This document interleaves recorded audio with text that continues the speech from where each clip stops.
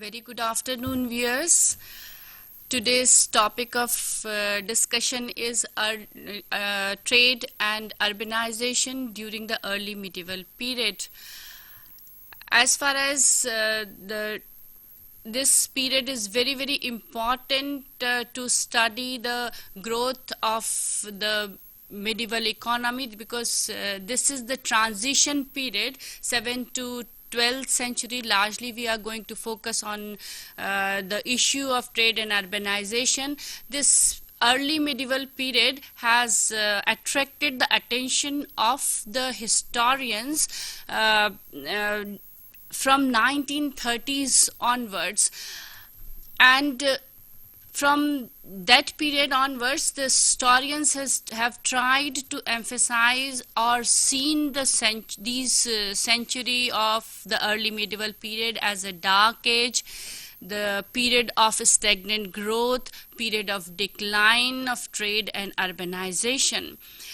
So, lot of ever since 1930s, this period remain or continued still till continue to remain a very controversial, or historians have different viewpoints over the growth of the early medieval economy. Contested views are there among the historians regarding while defining the early medieval period. But on one issue, one issue is uncontested, that this is the period when we see the unprecedented growth of the copper plate grants. This is accepted by all group of historians, and this growth, unprecedented growth of copper plate grants, on account of that, the historians argues that since there is a change in the pattern of documents and documentation available, this very fact points out towards a change in the socio-economic condition also. One group of historians emphasize that this very change in the documentation pattern reflects to the rise of the land grant economy. This rise of the land grant economy led to the rise of the ruralization of the economy during this period, and connected with this, since they argue that it was a ruralization of the economy, and that led to the decline of that is very much related with the decline of trade, commerce and urbanization, the commercial practices.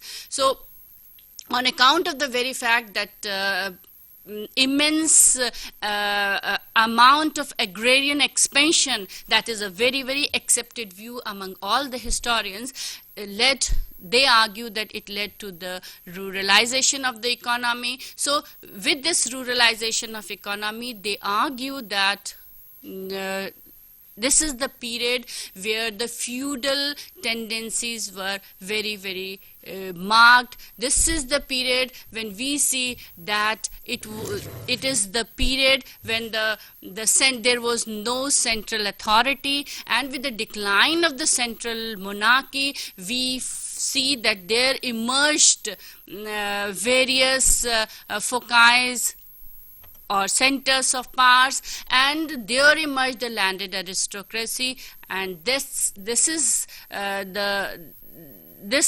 features were closely related. Were with the landed aristocracy, with the ruralization of the economy, and the decline of the trade and commerce.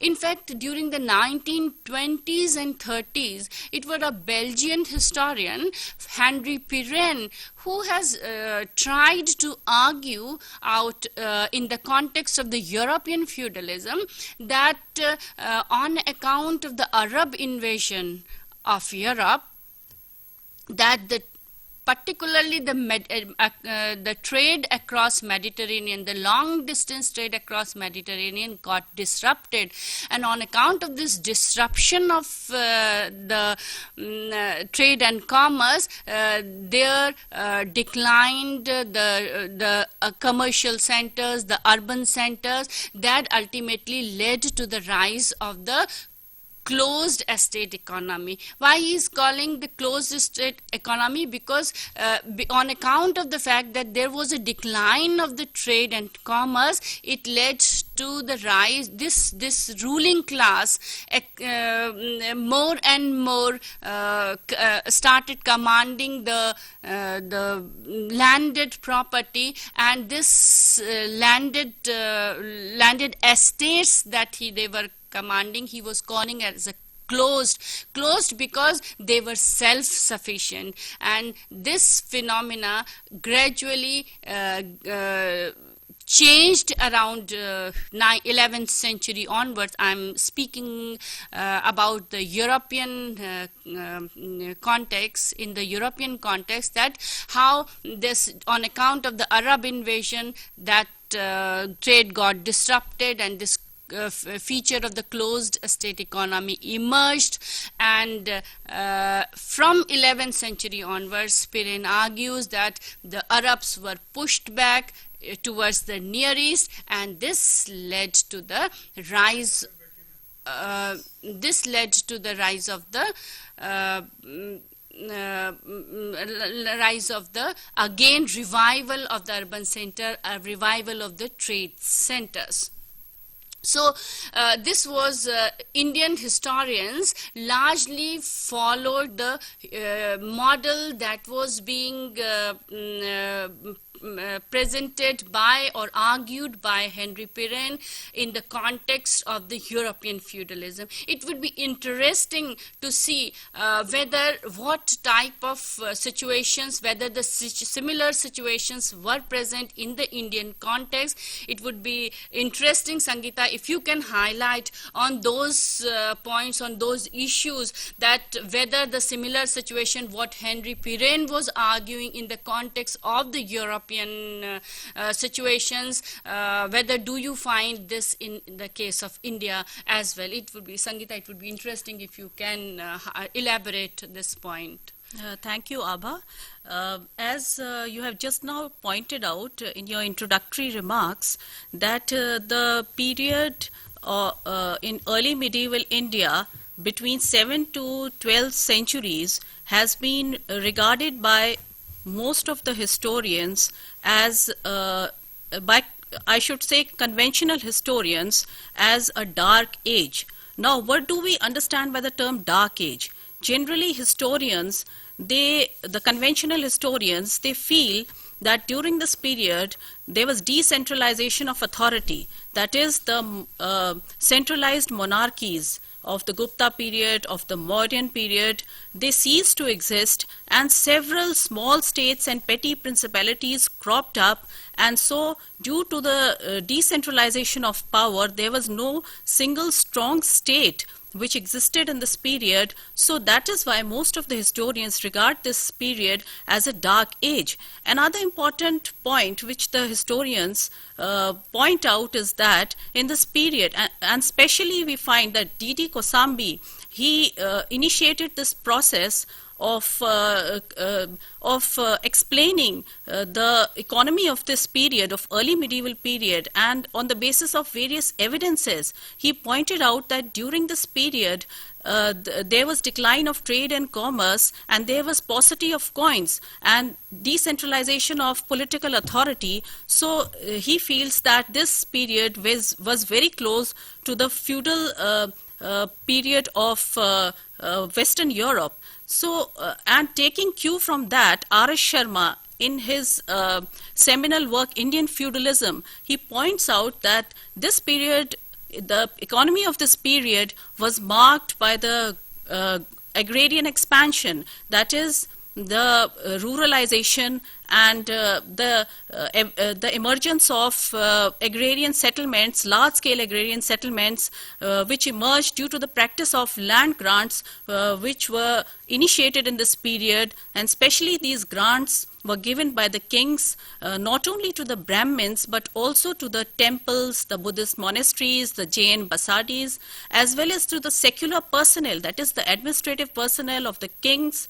So we find that the historians have not only interpreted this early medieval period in the context of decentralized polity, but they have tried to explain this particular period in the context of agrarian expansion. That is, they say that the economy of this period was predominantly agrarian due to the practice of extensive land grants which were made since the 4th century AD onwards, that is the Satvahana Gupta period onwards, and we find that 7th, 8th till 12th century AD this practice continued, and not only in North India but South India also we find that there are evidences, there are copper plate charters which testify to the practice of land grants which was initiated in this period. And the important point which historians make is that the economy of this period was largely largely hinged around these land grants which were given by the kings to their to not only to the religious personnel but also to the secular personnel. Now the most important feature which the historians have characterized, most important feature which the historians have pointed out in this period is the rise of feudalism. Especially R.S. Sharma and D.N. Jha and others, they have given certain features of Indian feudalism, and they say that these were the major attributes on the basis of which we can characterize this period as a period of feudalism. So now, although we know that the topic of discussion is trade and urbanization in early medieval India, but we find that there is a dichotomy in the whole issue, and we find that historians of the earlier period, especially established historians like R.S. Sharma, D.N. Jha and the others, they characterize this period as a period when trade declined, when urbanization declined. So there is a dichotomy. So we will first discuss how these historians have, how on the basis of what evidence these historians point out that this period was feudal.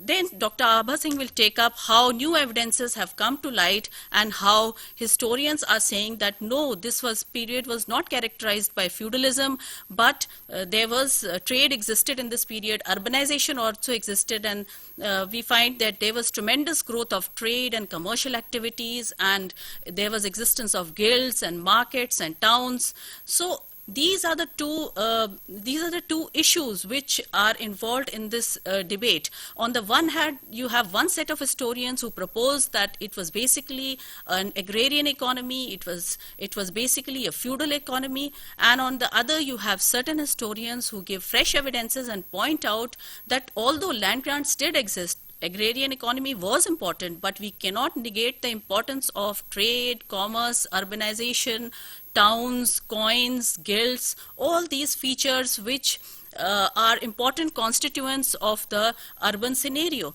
So we find that now, before going on to the, before Dr. Abha Singh takes up the trade and urbanization aspect, I would now like to focus on the features or the attributes which go to, which make up Indian feudalism. The most important characteristic which historians have pointed out and which went on to make up Indian feudalism was the hierarchical or the graded class of landed intermediaries. The historians have pointed out that due to this practice of land grants by the kings to the Brahmins, to the temples, to the monasteries, to the Jain basadis, to the secular personnel, administrative personnel, there came into existence a class of landed intermediaries who existed between the king at the top and the cultivator at the bottom. So this kind of hierarchical structure is the basic constituent feature of feudalism, not only in India but also, so we can compare it with Western Europe in the sense that there also we have a hierarchy, a graded system in which you have the king at the top and you have the cultivators at the bottom of the economic and social and political structure. The other important point which the historians have given is that there was existence of forced labor. Earlier, we find that forced labor was exacted only by the kings or the state. But here we find that in this period, not only the state, but also the Brahmins and the landed intermediaries, they are exacting forced labor from the peasants and the artisans. So the peasants are reduced and the artisans are reduced to the position of semi-serfs. Another important constituent feature is we find that the peasants' rights are being curtailed by the superior right holders, that is the landed intermediaries or the Brahmins or these temples and the secular functionaries, administrative functionaries of the state. So the rights of the peasants are being curtailed by them, and we find that the surplus extracted from the peasants, who are the basic producers, who are the cultivators, the surplus extracted by the peasants is through the mechanism of extra economic coercion. So and another important feature of Indian feudalism is the closed village economy which existed in this period. So we find that this is how the Indian feudalism construct has been placed before us by these historians, and they point out that the immobile peasantry or almost semi-serf type of peasantry and the practice of land grants and the emergence of intermediaries and the closed village economy and the decline of trade and commerce, all these features led to the emergence of Indian feudalism and decline of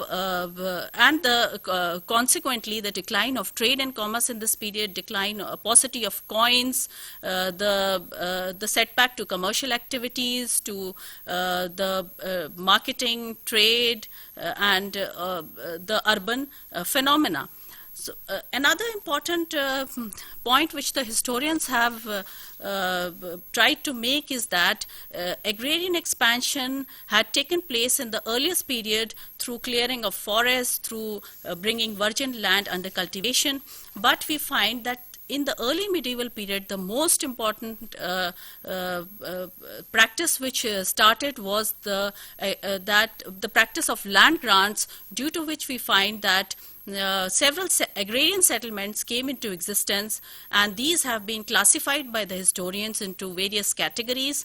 The first important category was the Brahmadeya or the Agrahara. The Brahmadeya or the Agrahara were the Brahmin-dominated settlements, and in these settlements we find that they were either located near the river valleys or in semi-arid arid zones or near tank or irrigation systems. So these were the important localities where these settlements emerged, and the Brahmins, they tried to develop a socio-economic order in the settlements, in which we find that Varna system became very important, and caste organization hinged around these around this Brahmin settlement, and Varna system was also very important, and thus we find that these Brahmin settlements dominated the scene, and they were very important for the agrarian expansion of this period. Apart from these Brahmin settlements, we find that service grants or secular grants were also given by the rulers, and especially we find from the 7th century AD onwards, during the period of the Chalukyas of Gujarat, in Orissa, under the Palas, Senas, and especially under the Rajputs, we find that in the between the 10th to 12th centuries AD, we find that several land grants were given to the administrative officers who were termed as Mahasamantas, Rajputras, Ranakas. These are the terms which were used for these. These were the feudal titles. These have been termed as feudal titles by the historians, and these land grants were made in lieu of the military obligations or services provided by these functionaries of the state to the king. So these were also important. These also played an important role in the agrarian expansion of this period, because in these particular we find areas where these land grants were given. The land was leased out to tenants for cultivation. So sub-infeudation practice was also prevalent, and it came into existence. And we find that all these features, these have led the historians to infer that this was very close to European feudalism, and all those characteristics which constitute feudalism were present in the classical feudalism were present in Indian feudalism. Apart from the secular grants, the grants to temples and other religious institutions were also given, like to the temples they were called Devdanas, and to the Buddhist monasteries, the Buddhist Sanghas, and to the Jain Basadis. So these grants were also important. And in these particular the areas where the temples received the grants, they were either the Brahmadeya areas or they were the non-Brahmadeya areas. In the Brahmadeya areas, the Sabha or the Brahmin assembly, they controlled the activities of the temple, whereas in the non-Brahmadeya area, especially in South India, the assembly of the Ur or the non-Brahmins, they coordinated the activities of the temple. So we find that here the major institutions like temple and the Brahmadeyas and the non-Brahmadeya settlements and the secular land grants, all these are playing a very important role in the agrarian expansion. And we find that these landed elite is emerging here, the class of landed intermediaries who become so powerful that the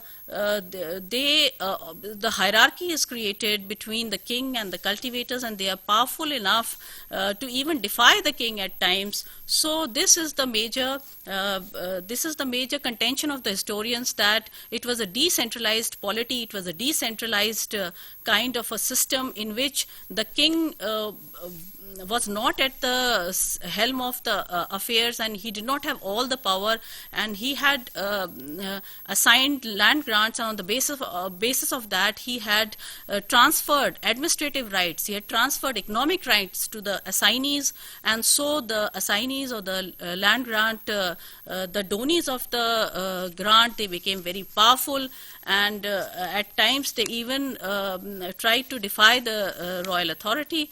And we have also example of rural tensions in the places where these grants were given, and the peasants tried to revolt against the extra economic coercion of these landed elite.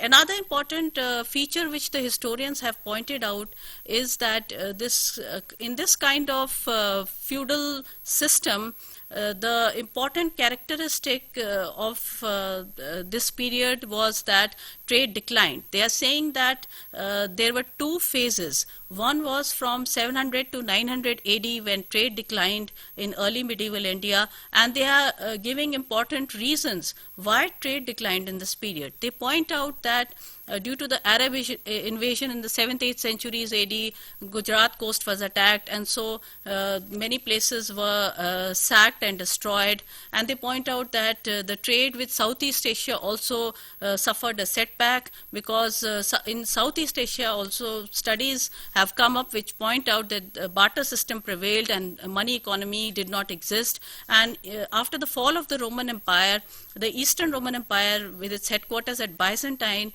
also brought about the disruption of the silk trade which India conducted with the West, because they developed their own silk production. So historians have pointed out that during this period there was a relative decline of trade and commerce and metallic money and also urban centers, and this is what they feel is the reason why they have brought forth this theory of Indian feudalism. And they feel that since it was a predominantly an agrarian economy, therefore we cannot accept this view that trade and urbanization existed in this period. Now I would like Dr. Aba Singh to explain the other viewpoints of other scholars who have said that trade did exist in this period on the basis of fresh evidences.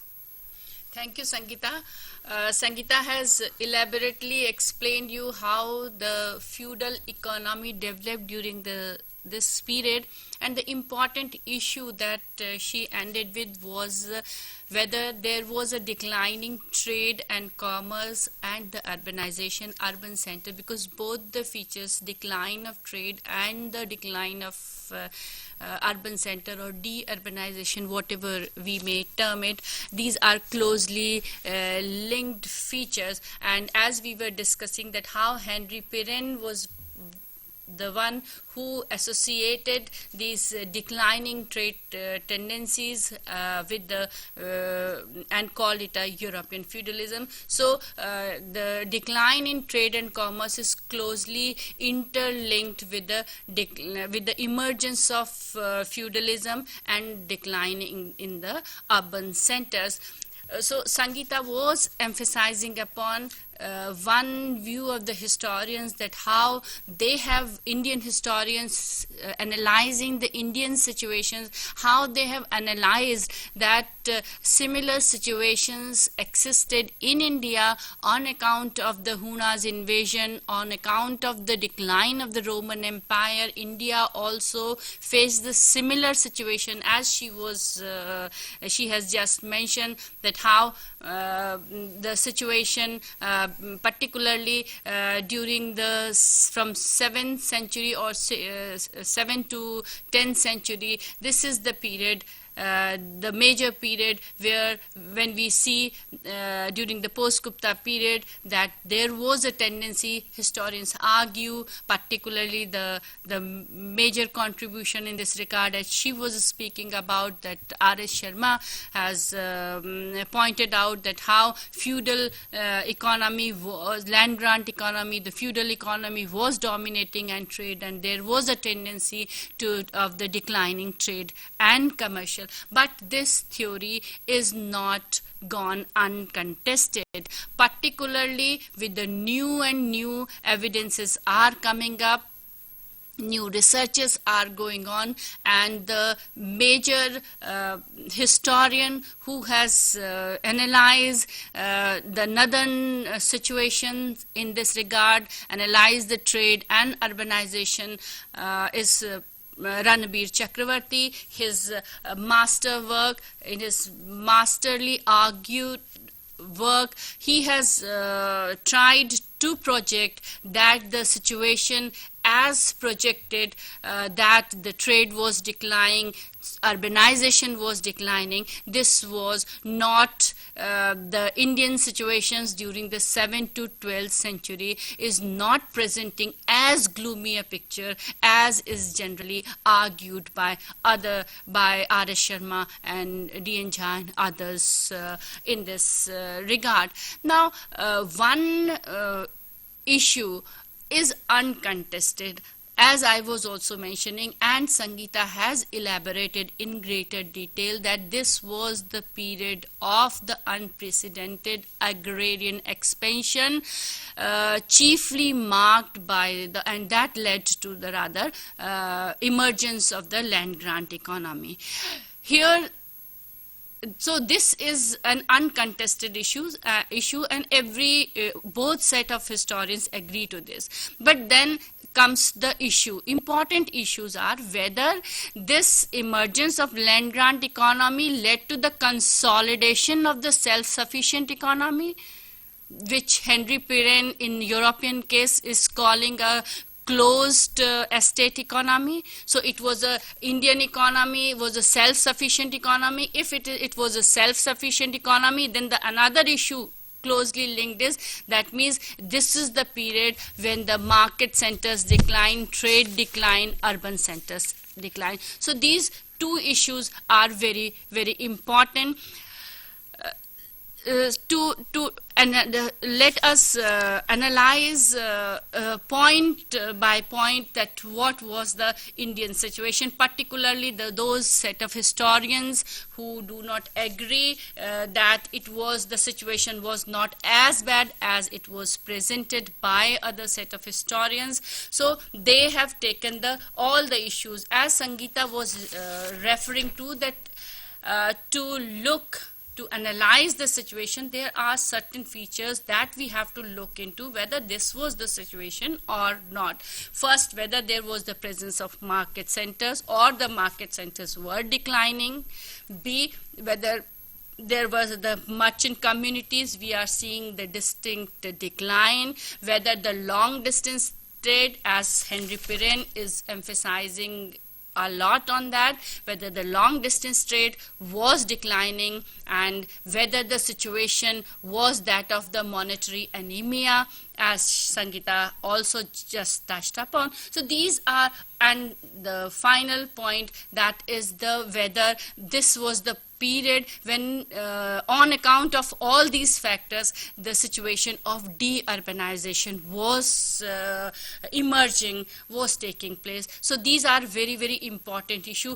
I'm going to take each issue one by one. So let us first analyze whether this is the period. Before going into that, one thing also you keep in mind that from 10th century onwards, this is also uncontested that from 10th century onwards there was a distinct revival of the situation. The other set of historian also agrees to this. So the period, important period where the different divergent viewpoints exist are the period is between 7th to 10th century. What was happening, whether the situation was of decline or whether it was a revival or it was a continuation. So first important, so my focus is going to be 7th to 10th century. From 10th century onward, there is in all the records we find a distinct it is uncontested that it was a revival period of revival of trade and commerce. So whether situation continued during the 7th to 10th century or this was some gloomy picture was there. So important issue first is whether there was presence of market centers or not.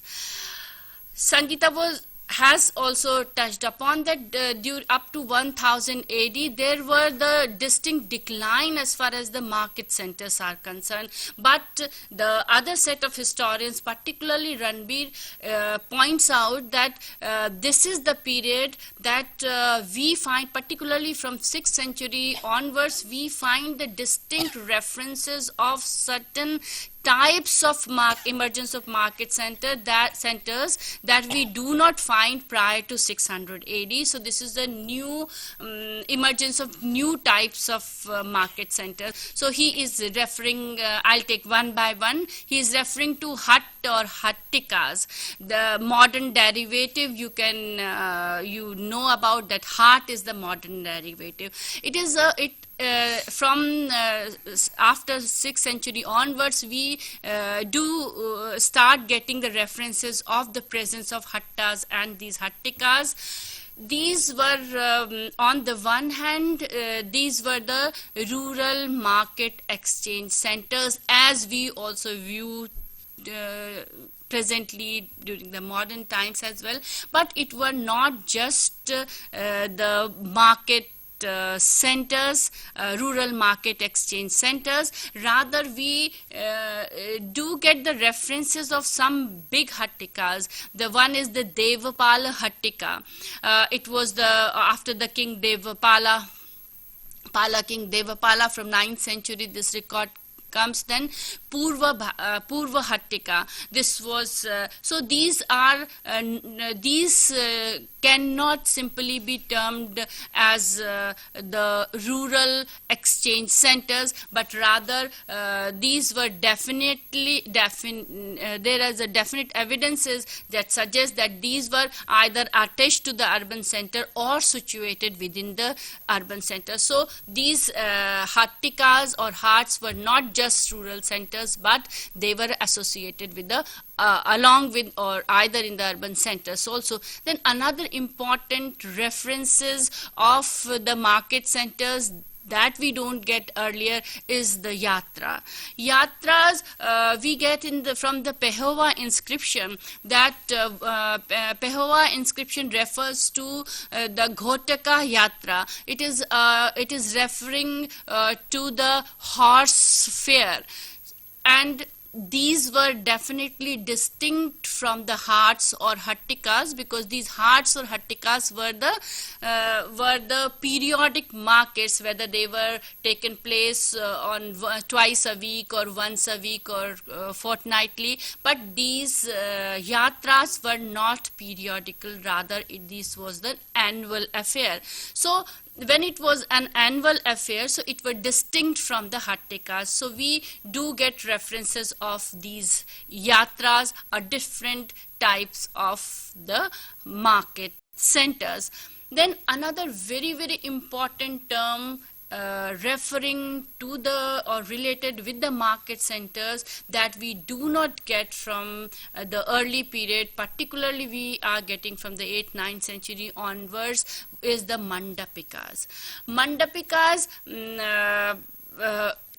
can be explained as a covered area, and its a modern equivalent which later developed into as a mandi. This was bigger than the hattas, and smaller in size than the urban market situated at a urban center. So Mandapikas are very, very important urban centers that emerged during this period from 8th century onwards.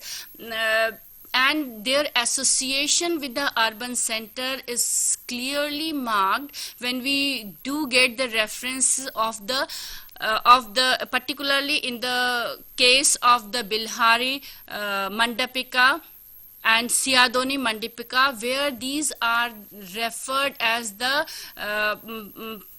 Patan Mandapikas. That means they were associated with the urban centers.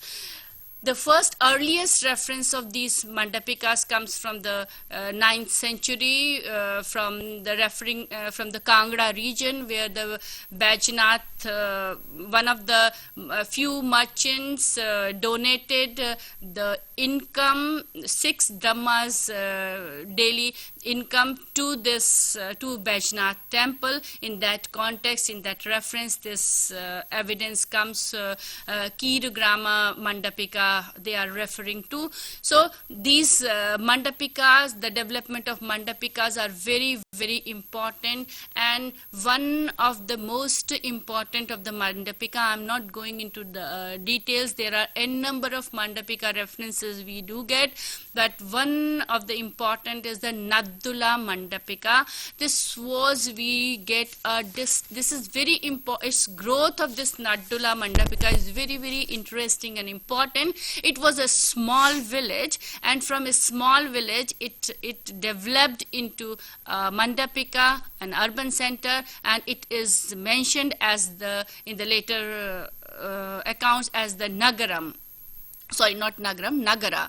So, and in the later years, it emerged as the seat of the political seat of the Chahmanas. So the growth of the Naddula Mandapika and as an urban center is very, very important and interesting. So Mandapikas were very, very important centers, and this Naddula Mandapika is mentioned in the inscription as Shri Naddula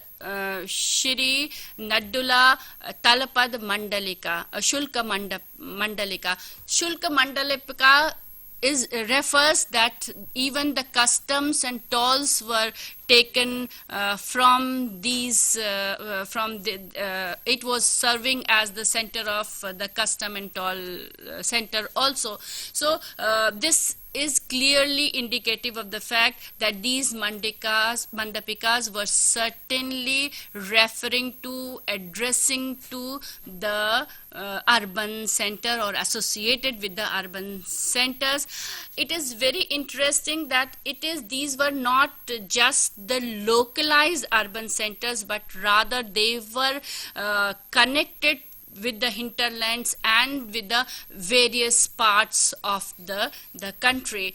Particularly from Bilhari Mandapika, that is in Madhya Pradesh, the reference is from Madhya Pradesh, we get the presence of, or in this Mandapika, the pepper, the items that were being exchanged, it refers to pepper. And pepper, we all know, it is well known that it was not locally produced in this region, rather this was being brought to this area, probably from Malabar area, which was well known for its pepper plantation. So it was not, these mandapikas were not just small exchange centers, but it were well connected through the trade routes. It distinctly shows the growth of the urban centers, growth of the trade, and these were the places where the brisk trade and commercial activities were taking place. Though we get the Pura, Patan, Hat, Hattika in Bengal, but we do not get these mandapikas in the Bengal region. Rather, we get the references of Nauband or Naudand. Na is a ship, or Na is a boat, and denoting, and we do know that in the Bengal is in the Ganges Delta, and the riverine routes were very, very important. So instead of Mandapika, these types of the Nauband and Naudandas were emerging during this period. So important point that I want the historians who are arguing that it was not as a gloomy picture as it is presented, was that the trade and commerce, brisk trading and commercial activities were taking place, and even the Chia Tang, referring in the 8th century, that how they were connected, how he is referring in detail the trade route from Kamrup to Magadha, how it was well connected via Bengal, Bihar, and Rajmahal districts, and it was going up to this area. Then, so there was continued presence of the market center within the region. Another important aspect that we were discussing, Henry Pirenne was discussing, that the long distance, there was a decline in the long distance trade. Sangeeta was referring to that how long distance trade was declined during this period. Historians argues that because of the decline of the Roman Empire, Arab invasions, and Huna invasions, this trade was declining. But those, particularly Ranbir, he's arguing that on saying that the long distance trade was declining this period, this is not the story, because hardly historians have paid attention to the Arab accounts, where we do get the references of Bahr al-Hind, means ocean of Indian Ocean, not the Indian Ocean, sorry, ocean of Hind or ocean of India. Two important regions were very, very important, Bahr Lata and Bahr Harikela. So Harikela is the region in the Bengal, is referring to the Bengal region, and this Bahr-e-Larvi is a Lata region, that is the Gujarat region. So Arabs, these two regions were well known to the Arab and Persian merchants. They had the importance. No doubt that this is the period when Tamralipti was declining in Bengal and Baloch was declining on the western coast. But simultaneously in Bengal, there was a rise of the Sugdavan area, and on the western coast, there was a rise of the Cambay ports, Diu, all these ports were increasing. In fact, the argument that is based on Huan Sang's testimony that during this period, the Tarai region, Himalayan Tarai region centers were declining, particularly Kapilvastu, Varanasi, Shravasti. But this is not the this is the only Tarai region, but simultaneously there were Ahar, Ahichatra, Rajgiri. All these regions were showing the continued growth, as well as there were other centers that were developing during this period. So the argument on the one side, which is said that this is the period of definite decline, the others who do not agree, they say that this is not when the one side the centers were declining, a few centers were declining, there was other side, it is giving place to other new emerging centers. So this is not this is the period not showing as gloomy a picture as it is stated. Thank you.